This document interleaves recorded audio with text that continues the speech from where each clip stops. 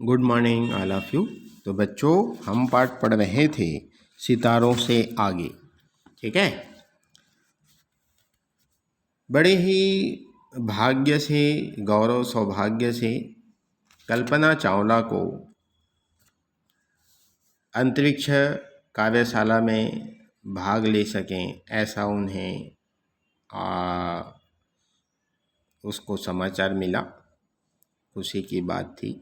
अंतरिक्ष यात्री के रूप में उन्हें अंतरिक्ष कार्यशाला में भाग लेने का अवसर मिला। 6 मार्च 1995 से कल्पना का 1 वर्षीय प्रशिक्षण कार्य प्रारंभ हुआ। तरह तरह की जो प्रशिक्षण प्रणालियों के द्वारा अंतरिक्ष यात्रियों को तैयार करने में कई महीने लग जाते हैं। कल्पना को इस अवधि में अनेक उत्तरदायित्व कार्य सौंपे गए। उन सारे उत्तरदायित्वों को, उन कार्यों को पूरी निष्ठा से वो करते रहें और 19 सितंबर 1997 को STS 87 के अभियान दल के सदस्यों का परीक्षण हुआ। इनमें कुछ पुराने, कुछ अनुभवी सदस्यों थे तो कुछ नए भी थे। कल्पना का यह पहला अभियान था। उड़ान से पहले अंतरिक्ष यात्री अपने अपने परिजनों से मिले। इसके बाद सब एक एक करके अंतरिक्ष यान में सवार हुए। अंतरिक्ष यान 17,500 मील प्रति घंटे की गति से उड़ा। कल्पना के लिए इतनी ऊंचाई से विश्व की झलक देख पाना एक दैवी कृपा के समान था। यह यान 17 दिनों तक अंतरिक्ष में घूमता रहा और अंतरिक्ष यात्री अपने प्रयोग करते रहे।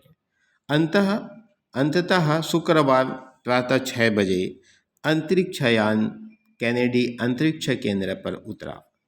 दर्शक दीर्घा में बैठे अंतरिक्ष यात्रियों के परिवार के लोग ने यान के सकुशल वापस लौट आने पर ईश्वर को धन्यवाद दिया। इस उड़ान में उपग्रह और कंप्यूटर प्रणाली में कुछ गड़बड़ी आ गई थी। इस गड़बड़ी का दोष कल्पना पर लगाया गया। जांच दल के सामने कल्पना ने निर्भीक होकर अपनी बात रखी और जब अपनी बात रखी तो कल्पना के तर्क वितर्क से अधिकारी सहमत होकर जांच दल ने उसे पूर्ण रूप से दोष मुक्त कर दिया। अतः उसे इसके बाद दूसरे अभियान के लिए भी चुना गया। दूसरे अभियान की तिथि 16 जनवरी 2003 निश्चित की गई। इस अभियान का मुख्य उद्देश्य भौतिक क्रिया का अध्ययन करना था, जिससे बदलते मौसम एवं जलवायु का ज्ञान सुलभ सरलता से हो सके। अपने निर्धारित समय पर यह अभियान चला। इस अभियान में कल्पना अपने साथ संगीत के कुछ CD ले गई। इस अभियान में अनेक धर्मों के अंतरिक्ष यात्री भाग ले रहे थे और वहाँ सर्वधर्म समभाव का माहौल बन गया था। कल्पना समय समय पर CD के गाने सुनकर तरोताज़ा हो जाया करती थी और स्पेस शटल अपने निर्धारित कार्यक्रम निर्धारित समय में पूरा करके वापस पृथ्वी की ओर आ रहा था।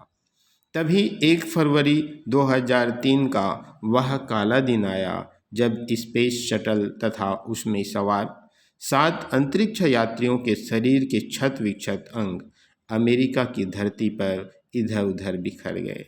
संपूर्ण विश्व में इस घटना से शोक की लहर फैल गई और कल्पना का जन्म और जीवन सामान्य जैसा ही था, किंतु उसकी उपलब्धियां असामान्य थी। वह सदा नई जानकारी, नए अनुभव एवं नए चमत्कार करना चाहती थी।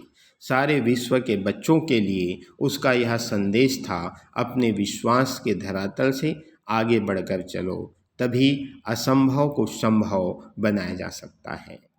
कल्पना के इस संदेश को जीवंत रखने के लिए उसके परिवार ने मोंट्यू फाउंडेशन की स्थापना की है, जिसका उद्देश्य केवल इतना है कि प्रतिभावान नवयुवकों और नवयुवतियों को, जिन्हें धनाभाव के कारण उच्च शिक्षा से वंचित होना पड़ता है, विश्वविद्यालय की शिक्षा प्राप्त करने में सहायता करना है। इस प्रकार से उनके परिवार के द्वारा जो मोंट्यू फाउंडेशन स्थापना किया गया है, उस फाउंडेशन के उद्देश्य के अनुसार अनेक प्रतिभावान नवयुवक युवतियों को शिक्षा के लिए सहायता दिया जाता है, धन दिए जाते हैं, ताकि वो अपने आगे की पढ़ाई पूर्ण कर सके। तो इस प्रकार से कल्पना चावला का जीवन जो है सरल नहीं था, कठिन था, लेकिन अपने उद्देश्यों की पूर्ति लगातार करते रहे। तो बच्चों, ये पाठ आपके समाप्त हो गए। धन्यवाद।